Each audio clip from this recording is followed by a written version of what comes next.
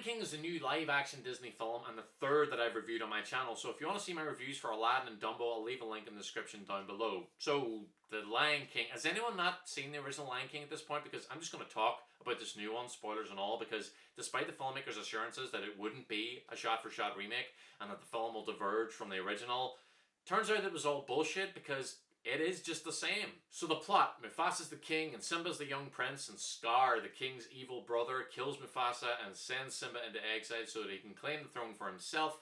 Simba tries to forget his past but is persuaded into coming back by a childhood friend and now love interest to defeat Scar and return the kingdom to its former state of balance. And they're all lions. I get the feeling that this is a controversial opinion, but I really don't like the original Lion King and I really don't get the hype around it. It's well made and it looks great and the voice cast is fantastic, but the story's a snoozer. The villain turns out to not be nearly as smart or as cool as the casting would have us believe, and the music isn't very good. It's my least favourite Disney film of the Renaissance era, and I would rank almost every song in every other Renaissance Disney film higher than The Lion King's. And it's strange too, because other than a vague memory of seeing, I think, a Little Rascals film, I think The Lion King is the earliest film I remember going to see in the cinema, and I remember not really liking it then either. So you can imagine how I felt going into this. Jon Favreau is a good director, but I didn't really like The Lion King either, and the trailers didn't make it seem like we were going to get anything different in this film. But as the film went on, and the visuals and the music and the new cast were presented, I started to get into it, and I started to really love it. I loved it more than the original. I'm only joking. I actually considered leaving multiple times because I realised pretty quickly that they weren't going to do anything new. And because I don't care about the original, there were no moments or songs that I was looking forward to them doing a cover version of. I felt like I could have just left and still did a full review, but I am a professional, so I stayed.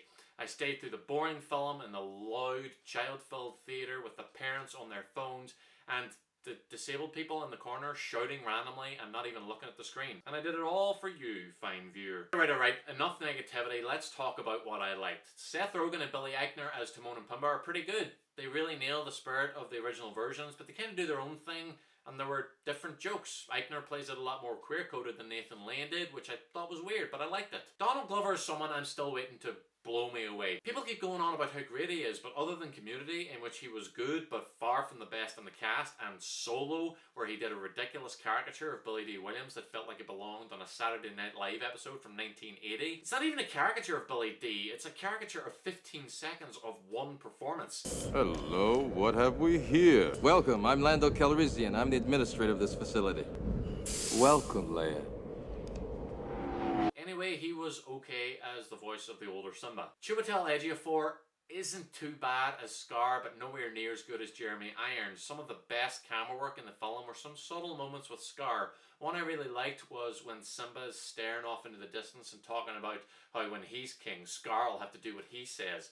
And Scar's like behind him and the focus switches between the two. It's pretty basic stuff, but it worked for me. I like the hyenas too, the look of them. They're much more menacing than the originals, and they had some funny moments too. And yes, the animals look great. They're probably the most realistic looking animals that have ever been brought to the screen without, actually bringing real animals to the screen. But the visuals aren't very dynamic. The colours are very drab, as they would be on the African plains. The only really striking scenes happen at the end because there's lots of fire and shadows and silhouettes. A lot of it felt like a nature film, like, congratulations, you faked it. But why? For this story? I just don't care about this story. It's not interesting. It never was. But look, you might say, isn't this based on Hamlet, one of the greatest stories ever told? And I would say, yes it is. But only insofar as the king is murdered by his brother and the prince eventually avenges him. Other than that, there's not really anything. The message in this film and the original is not to avoid the past and pretend it didn't happen, but to confront it and learn from it. And that is a really good message in my opinion. But it doesn't really work because Simba didn't do anything wrong or have something happen to him in the past that he could learn from. He thought he caused the death of his father. What does he learn from that? I find it amazing how they can tell the exact same story, but it takes an extra 30 minutes to tell it. I don't know what that time was for. They could have just given us a bit more of the romance between Simba and Nala this time, but they didn't. It's as rushed as the original. By making the animals look so realistic, you sacrifice pretty much all character. The animals' faces don't change expressions. You have these pretty lively performances coming out of real animals' faces. Their mouths move, but that's about it. It really doesn't help that lions are basically big cats, and cats just naturally look bored and disapproving. Animation can have characters that look like animals but also have them smile and laugh and get scared and sad, and it works. Here it doesn't work. This reminds me of those films from the 90s where a dog can talk but he doesn't move his mouth. John Oliver as Zazu actually sounds like he's trying to give a bad performance, and James Earl Jones sounds very old. I hate to say it because Jones is a fucking legend and he still has a great voice, but Mufasa is supposed to be this embodiment of strength and comfort, and hearing an 88-year-old man play him was just the wrong choice. He was perfect for the original, but here he does sound his age. If you have to use Jones in the part, use dialogue from the original. He says the exact same lines in this. There is one new song and it's terrible. It sounds really out of place and it's non-diegetic, so it stands out even more. The old songs aren't done better or even as good as the original. And as much as I don't like them, Can You Feel the Love Tonight has its moments. But here, Beyonce just goes full over the top, like gospel on us with big, long, like I don't know what it's called technically. I'm not really a music guy, but where she adds like 100 notes when one would do. You know, where it's like, can you feel the love tonight? And she's like, can you feel the love tonight?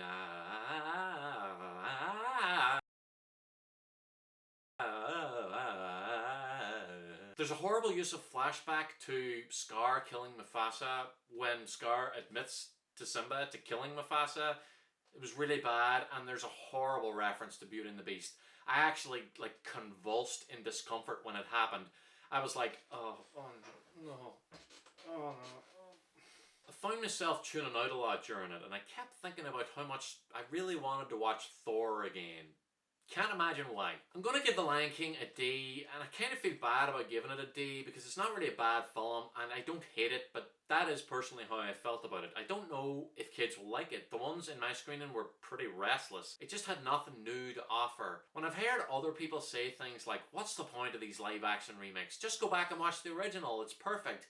And I've always disagreed because there's usually something new. Beauty and the Beast had 3 new, pretty good songs, and although it might not have been for the better, there were some new story elements. Aladdin was a little different, and Jungle Book, Dumbo and Maleficent had different stories from the originals, even though Jungle Book was crap. I just hated that fucking kid. But in all of those, you also had the novelty of seeing a cartoon turned into live action, but you don't even have that here. It seems like Mulan will be a different story, but I'm not hopeful, seeing as from what we can see from the trailer, the lead actress looks incredibly bored and therefore incredibly boring. I went to the supermarket after I saw this, and when I got home, someone asked me where I'd been, and I said I was shopping. Oh yeah, and I went to the cinema too. I had already forgotten that I'd seen this film. This is like an hour later. That's how much of an impression it made on me. Thank you very much for watching my review. Please like, subscribe, it helps me out, it helps the channel grow. Follow me on Twitter at Look at the Movies. Comment down below, let me know if you've seen The Lion King, what you thought of it, if you liked it, disliked it, agree or disagree with any of my points or have any points of your own. I'll be back soon with more reviews, and I will see you then.